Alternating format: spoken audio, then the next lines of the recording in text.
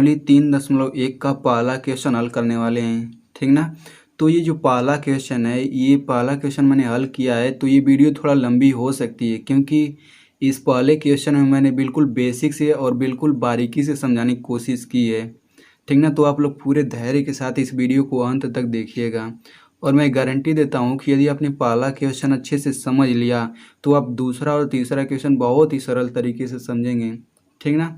तो चलिए देर न करते हुए पहला क्वेश्चन हल करते हैं। तो सबसे पहले हम लोग पढ़ लेते हैं। तो क्वेश्चन में ध्यान से पढ़ता हूँ, आप लोग सुनिए ध्यान से इसे और समझिए। तो क्वेश्चन में कह रहा है कि आफताब अपनी पुत्री से कहता है, 7 वर्ष पूर्व मैं तुमसे 7 गुनी आयु का था, अब से 3 वर्ष बाद मैं तुमसे केवल 3 गुनी आयु का रह जाऊंगा, ठीक ना। इस स्थिति को बीजगणितीय एवं ग्राफीय रूपों में व्यक्त कीजिए। तो आई होप आप लोग क्वेश्चन समझ गए होंगे। तो चलिए बढ़ते हैं अब इसके सॉल्यूशन की तरफ। तो इस क्वेश्चन में 7 वर्ष पूर्व बात किया गया है और 3 वर्ष बाद बात किया गया है, ठीक ना। तो सबसे पहले हम लोग इन दोनों की वर्तमान आयु निकालते हैं, ठीक ना। तो सबसे पहले हम लोग लिखेंगे, माना आफताब की वर्तमान आयु x वर्ष है, ठीक ना, तथा उसके पुत्री की वर्तमान आयु y वर्ष है, ठीक। इतना पता हो गया आपको। उसके बाद से हम लोग लिखेंगे 7 वर्ष पूर्व। तो 7 वर्ष पूर्व आफताब की आयु कितनी हो जाएगी, चूंकि वर्तमान आयु x वर्ष है तो 7 वर्ष पूर्व x माइनस 7 वर्ष हो जाएगी। जैसे आप लोग ये मान लीजिए कि यदि मेरी वर्तमान आयु यानी इस समय की आयु 20 वर्ष है तो 7 वर्ष पूर्व मेरी आयु कितनी होगी, 20 माइनस 7 होगी, यानी कि 13 वर्ष हो जाएगी। उसी तरीके से यहाँ पे ये हुआ है। तो ठीक उसी तरीके से यहाँ पे x माइनस 7 हमने लिखा है। अब उसके बाद से बात करते हैं उसके पुत्री की वर्तमान आयु y वर्ष है तो 7 वर्ष पूर्व कितना हो जाएगा, वो हो जाएगा y माइनस 7 वर्ष। इतना कन्फर्म है। अब इसके बाद देखते हैं। तो इसके बाद जो है अब इन दोनों में संबंध बनाना है, ठीक ना, जो कि बहुत ही इम्पोर्टेंट है। तो लिखेंगे प्रश्नानुसार, ठीक, प्रश्नानुसार। अब क्वेश्चन को एक बार हम लोग पढ़ लेते हैं। तो ध्यान से इसमें देखिए, कह रहा है कि 7 वर्ष पूर्व मैं तुमसे 7 गुनी आयु का था, ठीक। यानी कि 7 वर्ष पूर्व जो है आफताब की आयु अपनी पुत्री की आयु के 7 गुनी के बराबर था। यानी कि अगर हम 7 वर्ष पूर्व इसके पुत्री की आयु में 7 से गुणा कर दें तो आफताब की आयु निकल जाएगी, ठीक ना। तो वही चीज़ हम लोग करेंगे। तो 7 वर्ष पूर्व आफताब की आयु इतनी थी और उसके पुत्री की आयु y माइनस 7 थी, तो हम लोग इसके पुत्री की आयु में 7 से गुणा कर देंगे तो इसके बराबर आफताब की आयु के बराबर हो जाएगा, ठीक ना। तो इसके बाद से हम लोग इसे हल कर लेते हैं। तो ये हो जाएगा 7y और 7 का माइनस 7 में गुणा करेंगे तो -49, ठीक।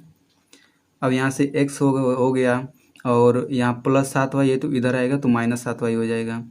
फिर यहाँ पे -42 इधर -7 है तो इधर आएगा तो +7, यानी कि हल करेंगे तो -42, ठीक ना।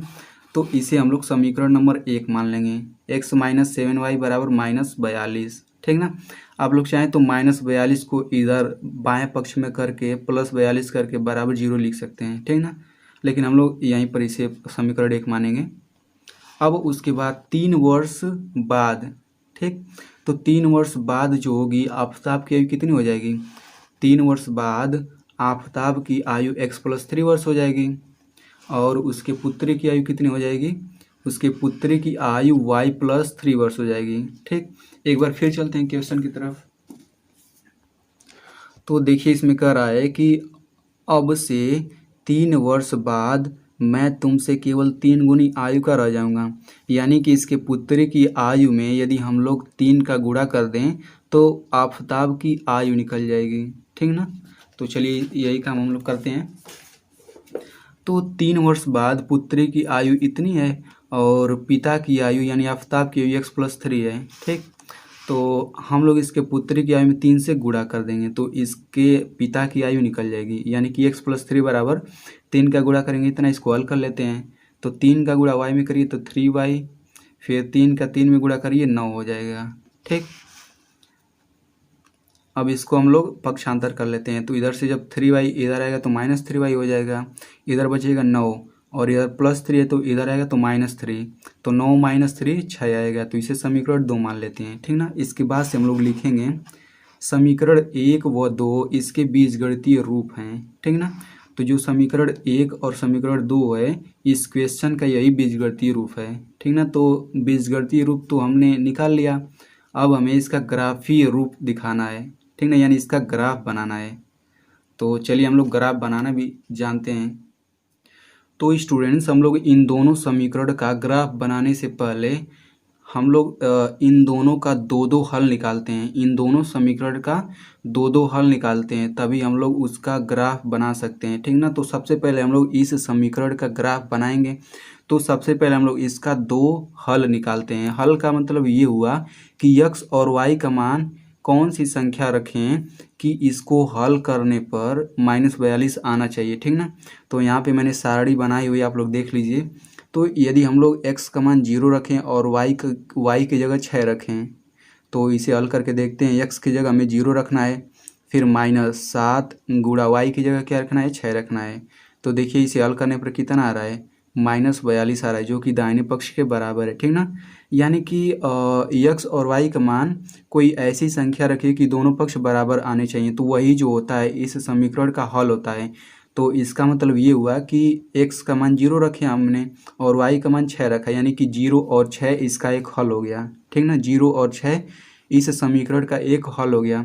अब यदि हम लोग x की जगह 7 रखें और y की जगह 7 रखें, तब x की जगह हमें 7 रखना है, फिर माइनस y की जगह भी 7 रखना है, यानी 7 गुणा 7। इसे हल करते हैं, 7 - 7 सत्ते 49 और 7 में से 49 घटाएंगे तो -42। देखिए ये भी -42 के बराबर आ जा रहा है, यानी दोनों पक्ष बराबर हैं।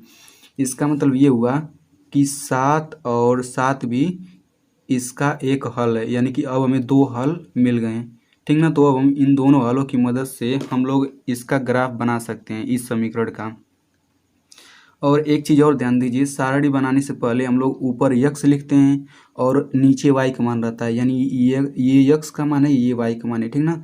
तो यहाँ से हम लोग y बराबर यहाँ से निकालते हैं, ये जो y बराबर इतना आया है हम लोग इसी समीकरण से निकालते हैं। कैसे निकालते हैं, देखिए ये हो जाएगा x, ठीक ना, और इधर -42 है तो इधर आएगा तो +42 हो जाएगा, ठीक ना।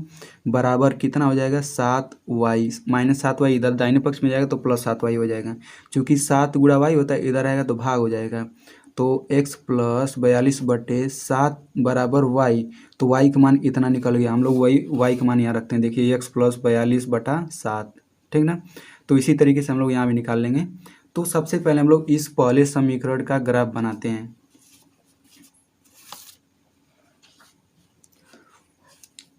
तो ग्राफ बनाने के लिए हम लोग इन दोनों बिंदुओं का स्थान हम लोग ढूंढते हैं इसमें, ठीक ना। तो सबसे पहले 0 6 का स्थान कहाँ है, देखिए जिसमें जो है इसमें जो पहला पद होता है वो x का मान होता है, दूसरा जो पद होता है y का मान होता है, ठीक ना। तो जिसमें जो है पहला पद यदि 0 रहता है तो इसका मतलब ये हुआ कि वो y अक्ष पे कहीं ना कहीं स्थित रहेगा, ठीक ना। तो 0 और 6 y अक्ष पे स्थित है, तो ये 0 है और ये 6 है, यानी कि हम लोग यहाँ से चलेंगे 1 2 3 4 5 6, इसका मतलब 0 और 6 यहाँ पे वो बिंदु है, ठीक ना। अब बात करते हैं 7 7, यानी कि x अक्ष पे 7 कदम चलना है और y अक्ष पे 7 कदम चलना है। तो x अक्ष पे 1 2 3 4 5 6 7, यहाँ पे हमने आ गया। फिर y अक्ष पे 7 कदम 1 2 3 4 5 6 7। अब इन दोनों को मिला दीजिए, तो मिलाने पर यहाँ पे बिंदु कट रहा है, यानी कि यहीं पर 7 और 7 बिंदु है, ठीक ना। तो अब हमें दोनों बिंदु मिल चुके हैं, तो अब हम लोग इन दोनों को मिला देंगे। फिर जो ये रेखा बनी है यही रेखा जो है इस समीकरण का ग्राफ है, ठीक।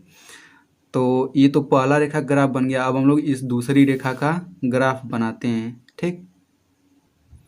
तो स्टूडेंट्स आप लोग यहाँ पे एक और चीज़ ध्यान दीजिए कि हमें x और y का मान कुछ ऐसा निकालना है कि यदि हम लोग इसमें रखें तो वो दोनों पक्ष बराबर भी आने चाहिए और x और y का मान कोई छोटा होना चाहिए और पूर्ण संख्या होनी चाहिए, क्योंकि ग्राफ बनाने में आसानी होगी, ठीक ना। तो अब चलिए हम लोग इसका ग्राफ बनाते हैं, ठीक।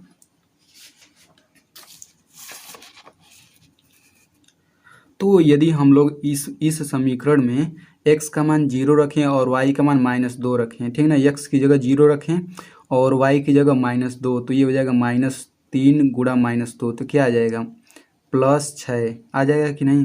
तो इसका मतलब 0 और 2 इसका एक हल हो गया, ठीक। और इसी तरीके से यदि हम लोग x की जगह 6 रख दें और y की जगह 0 रख दें, यानी कि 3 गुणा 0 कितना आएगा, ये आएगा 6। तो इसका मतलब ये है कि 6 और 0 भी इस समीकरण का एक हल है, 6 0, ठीक ना। तो अब हमें दो हल इसके मिल चुके हैं।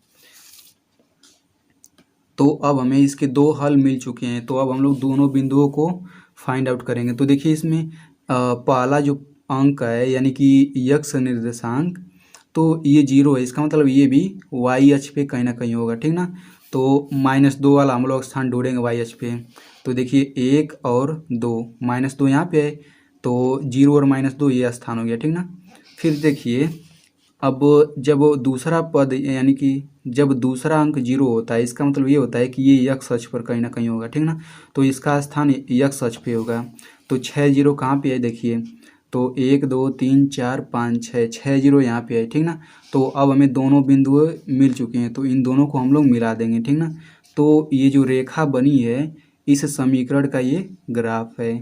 तो आई होप स्टूडेंट आपको बहुत ही अच्छी तरह से समझ में आया होगा। लेकिन